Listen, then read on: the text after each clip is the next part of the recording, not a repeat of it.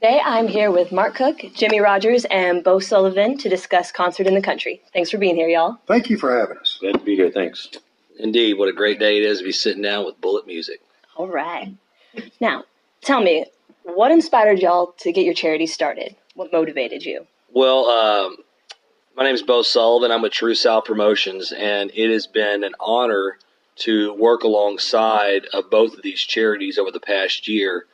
Mark Cook is the founder of Green Zone Housing, and Jimmy Rogers is the founder of Boots for Troops. And each man is prolific in what they do and what they've accomplished in just a short period of time with both of these charities. And it's just been a joy to watch them birth. Jimmy, go ahead and kind of tell us, what made you, what inspired Boots for Troops, if you will. Well, for me, is I was getting ready to get out of the military, and I wanted to stay connected in some way. So while I was deployed in 2015, we received care packages while I was deployed, and I thought that I wanted to create a care package program that was more personal to the service member. So we started a custom care package program. They're not mass-produced care packages. The ideal behind the care package is that when a service member receives the care package, it touches their hearts, touches their minds, and they know that somebody took the time to build that care package strictly for them. And it just shows our appreciation. It gives the patrons back home an opportunity to show their appreciation for the men and women who are deployed. We started off, it was just an ideal. Came home and started fundraising, and it took off like a rocket. And we're trying to take it to its full potential at this point. Haven't you branched out more, doing more with it now? What else are you doing with that program? We also have a second program called the Warrior Morale Project.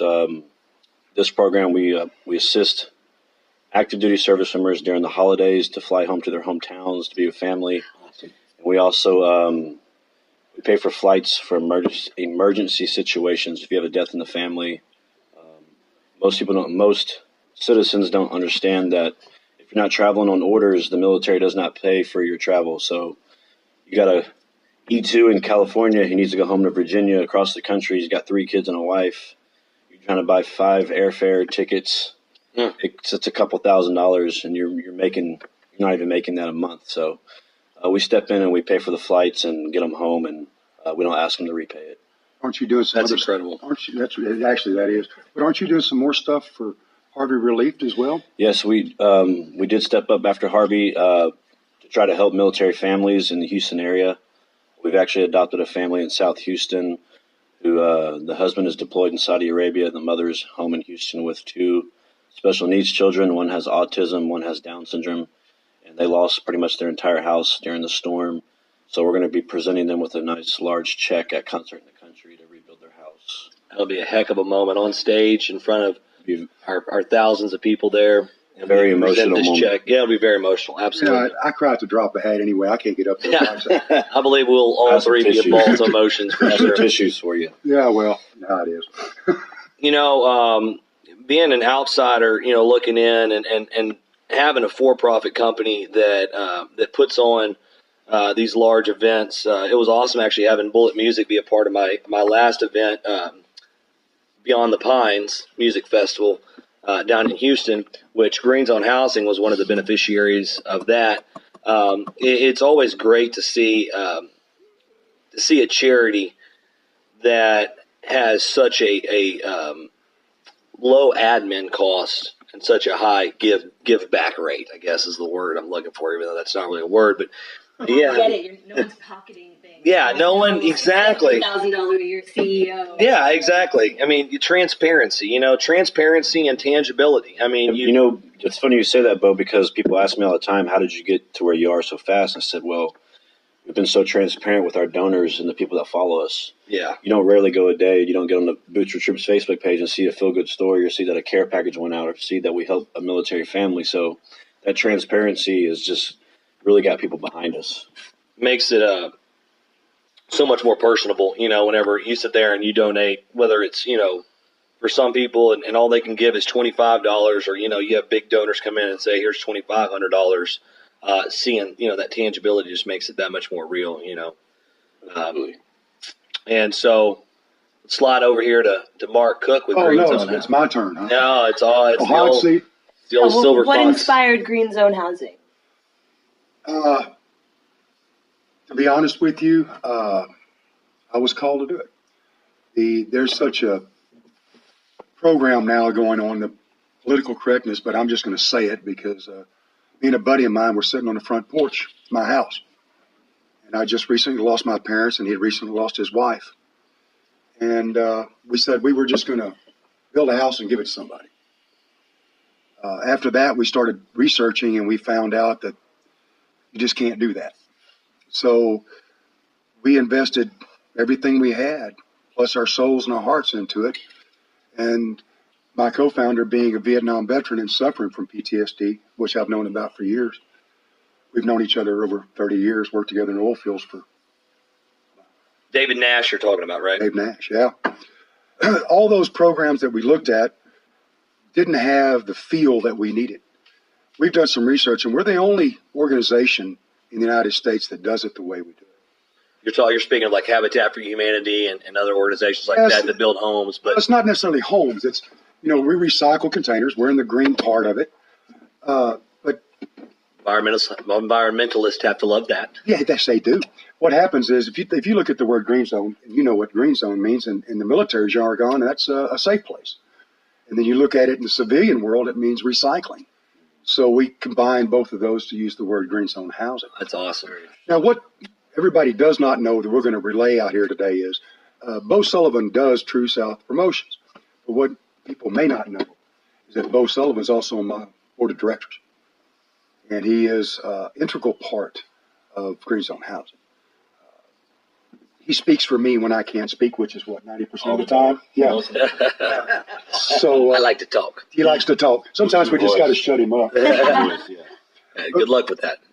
When we started building these, matter of fact, Boots for Troops is going to be with us on, what is it? October 28th. October 28th. We've delivered our first unit to Camp Hope. We're going to have a big grand opening of said unit. Camp Hope is a American PTSD Foundation's one of their PTSD Foundation of America. Thank you very much. Awesome, Mark. It's one of their home bases for in Houston for veterans seeking counseling, whether it's inpatient, outpatient, PTSD counseling, substance abuse counseling, family counseling, marriage counseling. It's really an integral part. It's a great faith-based organization that allows veterans that are down on their luck. Some of these guys are, some of these guys are homeless, and they come off the streets. They get a bus ticket to Camp Hope. They're taken in and washed and cycled best they can, and try to put them back on the street on a better scale, better mindset. See, the good thing about Boots for Troops and Green Zone Housing and our cooperation for each other, as Jimmy will say, is that Jimmy handles these people that are active service. He helps them know that we care. So when their transformation from the military to the civilian world, if there is hiccups in their transformation, they're lighter than they would have been if they were totally neglected. And it makes everybody's job from discharge to now a whole lot easier for what he does. So we like to say that we handle it from the beginning to the end, don't we, Jim? Right. Exactly. The transition is easier if the service member feels appreciated while they serve. PTSD, most people think PTSD, think they saw something dramatic or there's some type of trauma while they serve, but you can also get PTSD by feeling neglected. Being deployed and feeling like nobody cares that you're there can really alter the mindset of somebody who's serving. So we try to, like Mark said, we try to take care of them while they're on active duty and show our appreciation, show them that we care about their sacrifice. Yeah, and they do make a sacrifice. So do their family members. We need to make sure that we recognize all the family members of our servicemen and women because they hold down the fort stateside. Yes. They do have a Absolutely. tremendous job. So we applaud them as well. Family is definitely important for your emotional health, so it's great to see that team is there to really build people up when they're going through tough times. Other tough times that have been going on. How has the destruction of Hurricane Harvey impacted your progress or your goals? Hurricane Harvey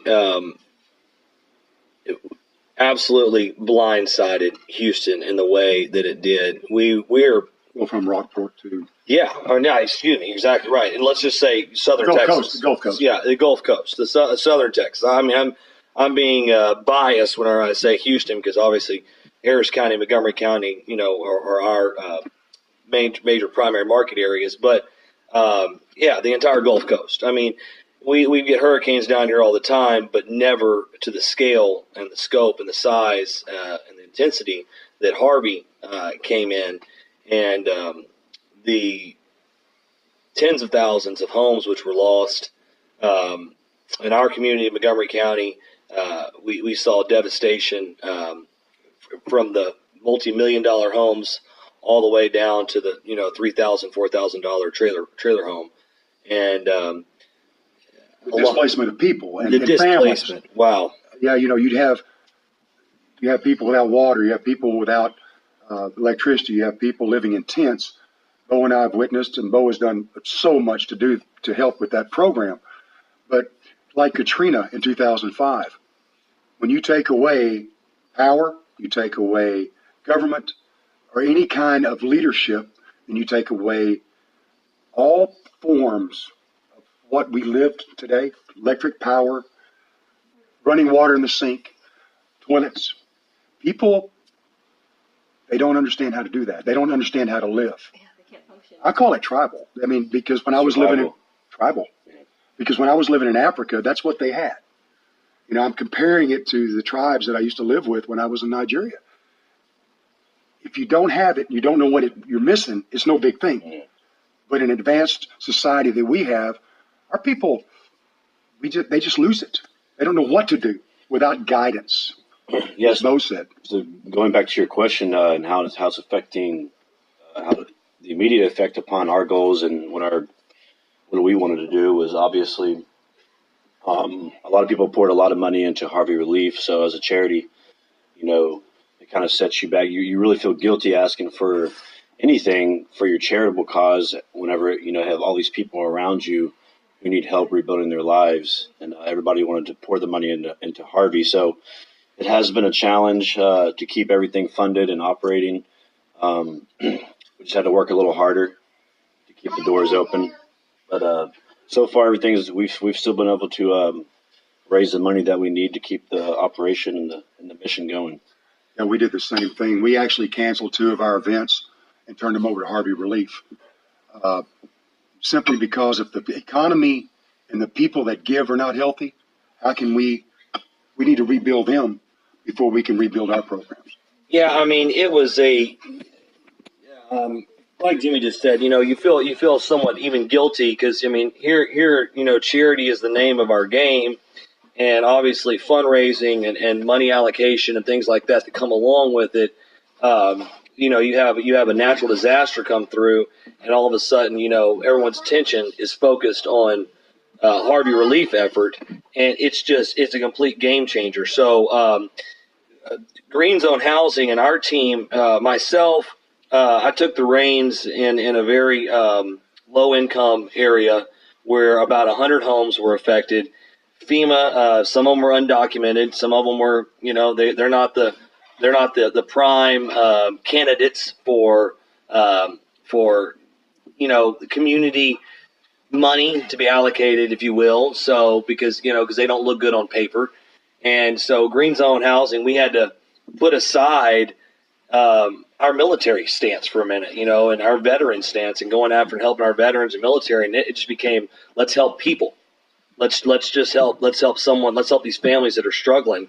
And so for a good month, it didn't matter. It didn't matter who you were. It didn't matter whether you had a military service record or your family did, or you carried a USAA card or any of that. It was, man, if you're a person and you're struggling and we've got supplies that can help you out, then give us a call. We'll be there. That's a good point. Yeah. The big thing is that the state of Texas and all of our military, all of our people, all came together in one unit, one cohesive unit.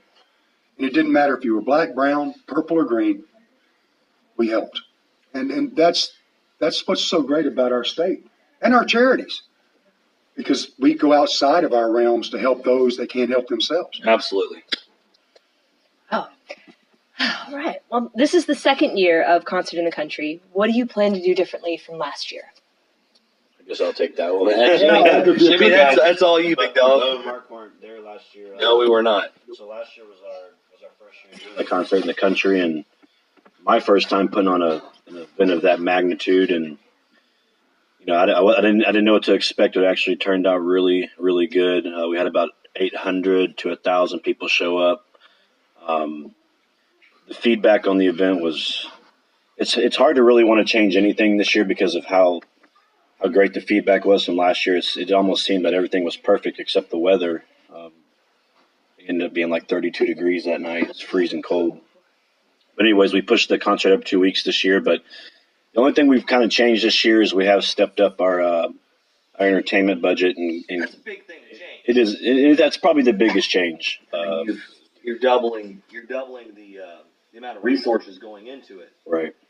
And it's not a knock on any of the other artists we had last year. It's just from a national, like this year we have Mark Wills coming in from Nashville, whereas last year we had nothing but local artists. So we're trying to step the entertainment game up and draw more people in to raise more money for both charities and be able to do more work with. When you have these big major events, you really want to get a big payoff from them because you put so much time and effort and your heart and soul into putting on the event that you want to come out with a pretty large money, a lot of money raised, so you can make a big difference. With More both bang for charities. the buck. Yes, exactly. And Mark Wills ain't a joke. He's a multi-platinum selling artist. You know, CMA Entertainer of the Year, Artist of the Year, New Artist of the Year.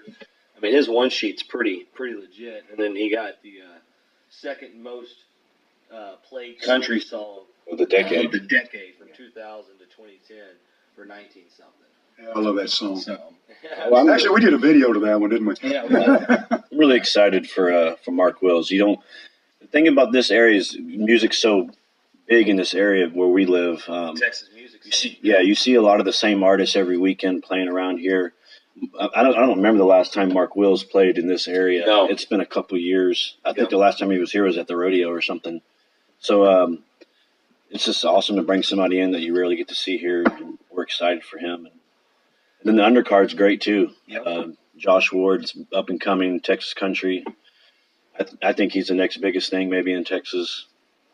He's kind of on the Cody Johnson type level, and when you said rodeo a minute ago, to all of our listeners out there, of course he's talking about the single largest rodeo in the entire face of the planet, which is the Houston Livestock Show and Rodeo.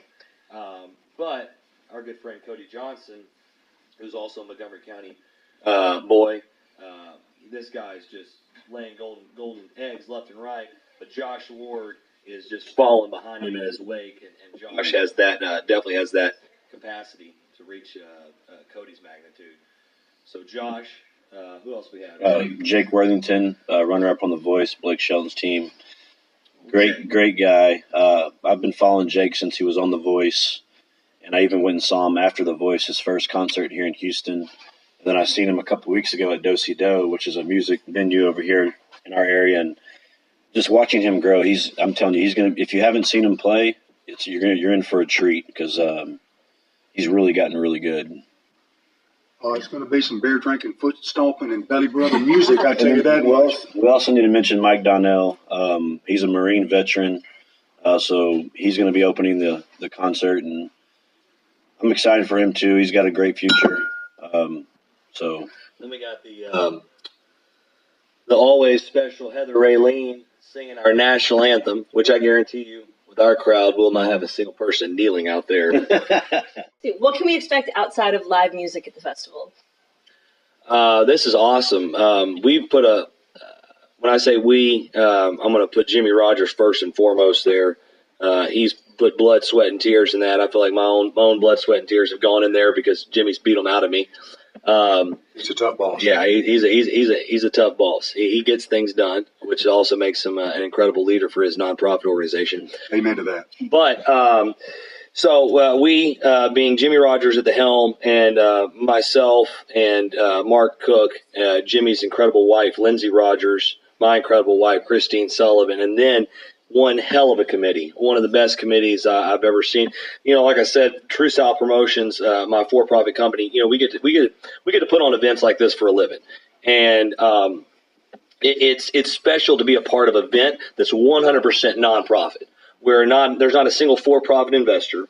You've got two nonprofit entities coming together who have completely done all the fundraising, and 100% of the money that is raised from the event. You do fundraising to raise the money to put the show on, and then once the show becomes a success that it's going to be, the money then is 100% going back to the nonprofits. It's a joy to see that, and then the committee that Jimmy has assembled to help make this as successful as possible is just top notch. The amount of volunteers.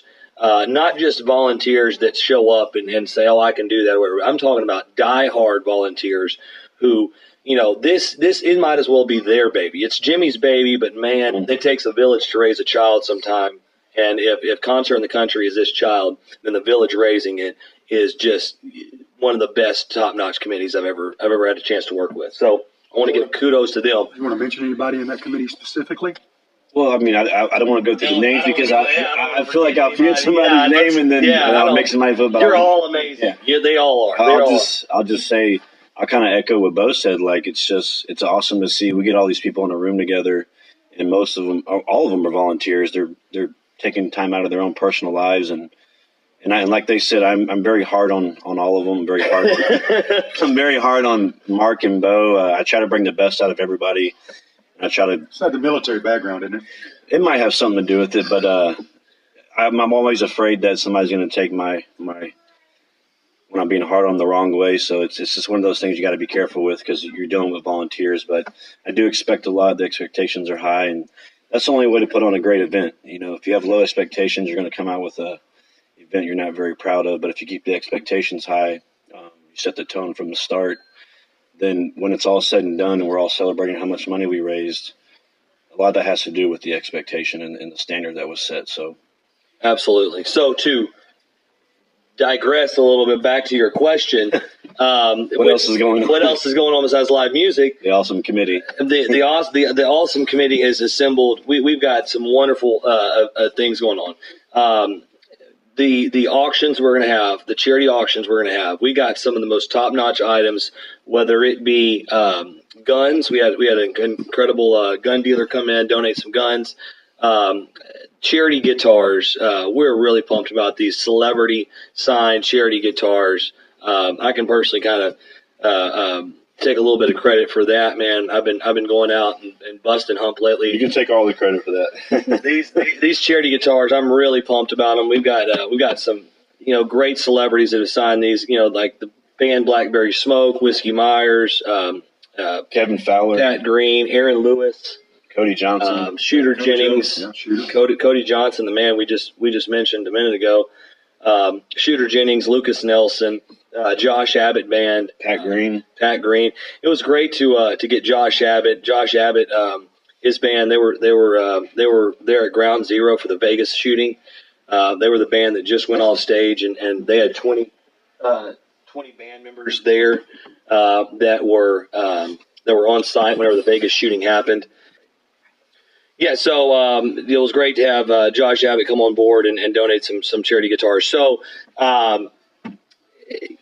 it's just a lot of other great moving parts. We got some great sponsors on board for this event. It's kid friendly too. Remember? Keating, Nissan, Honda. We're gonna have a kids zone. Kids will be they have a video game truck coming out there. Kids can play video games on site. I think he's got a mechanical bull. We're gonna have food trucks. Some of the best food trucks in town. And the real goal of this thing, and one of the things I'm proud about when Jimmy brought me on is the future aspirations. We've doubled the amount of resources we need to put on this event from last year, and we plan on doing that again next year. This is going to be a talk of the town type show. You're going to want to come for two reasons. You're going to want to come because it's 100% charity and you want to give back, and you're going to want to come because it's going to be a hell of a show. You're going to get to see some incredible artists, and next year we plan on ramping it up again. We went in about 50,000 this year. I'd say that's on the low end. You don't even count all the in-kind donations we have, probably another 25, 30 grand of in-kind donations at least.